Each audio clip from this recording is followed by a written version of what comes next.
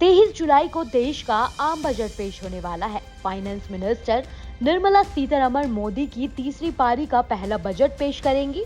Budget का असर आम जनता, बिजनेसमैन से लेकर हर सेक्टर पर पड़ता है।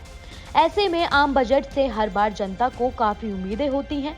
युवाओं को उम्मीदें हैं कि सरकार के ऐलानों से देश में रोजगार के अवसर बढ़ेंगे और नई नौकरियों का ज्यादा से ज्यादा सर्जन होगा। इस बजट की खास बात ये है कि वित्त मंत्री निर्मला सीतारमण का ये 7वां बजट है। इस बजट को पेश करने के साथ ही वे कई रिकॉर्ड्स अपने नाम कर लेंगी।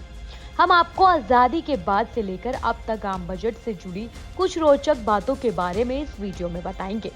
वित्त मंत्री निर्मला सीतारमण पहली ऐसी वित्त मंत्री बनने जा रही हैं जो लगातार 7वीं बार बजट पेश करेंगी। इससे पहले ये रिकॉर्ड पूर्व प्रधानमंत्री मोरारजी देसाई के नाम था, जिन्होंने लगातार 6 बार बजट पेश किया था।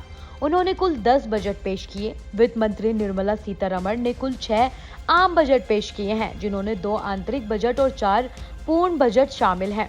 अब वे लगातार 7वां बजट पेश करने वाली वित्त मंत्री बन जाएंगी।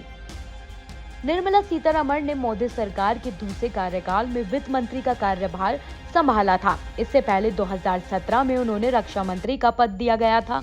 2019 से लेकर अब तक निर्मला सीतारमण देश की वित्त मंत्री बनी हुई हैं।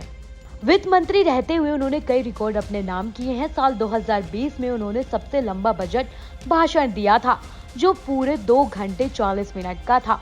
उस साल उन्होंने नए टैक्स स्लैब से लेकर LIC IPO तक की घोषणा की थी।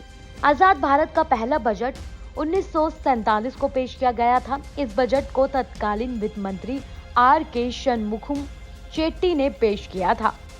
भारत के सबसे छोटे बजट की बात करें तो ये रिकॉर्ड हीरू भाई मूलजी भाई पटेल के नाम पर है। उन्होंने 1977 में मोरारजी देसाई की सरकार में वित्त मंत्री का पद संभालते हुए सबसे छोटी केवल 800 शब्दों का बजट भाषण पेश किया था। ये एक आंतरिक बजट था। बता दें कि टैक्स स्लैब रेट्स में बदलाव की उम्मीद की जा रही है, जिससे मिडिल क्लास के लोगों के लिए टैक्स का बोझ कम हो सके। इसके अलावा नए टैक्स व्यवस्था में अधिकतम टैक्स 25% है, जिससे सरकार पुरानी व्यवस्था के लिए भी लागू कर सकती है।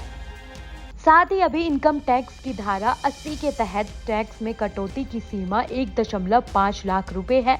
2014-15 के बाद इसमें कोई बदलाव नहीं हुआ है।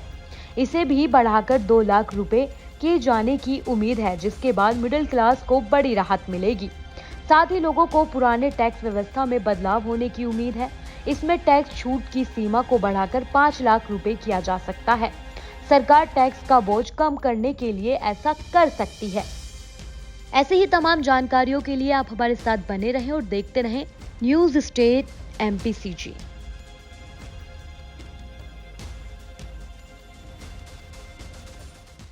न्यूज नेशन अब व्हाट्सएप पर खबरों के ताजा अपडेट के लिए न्यूज नेशन के इस QR कोड को स्कैन करें।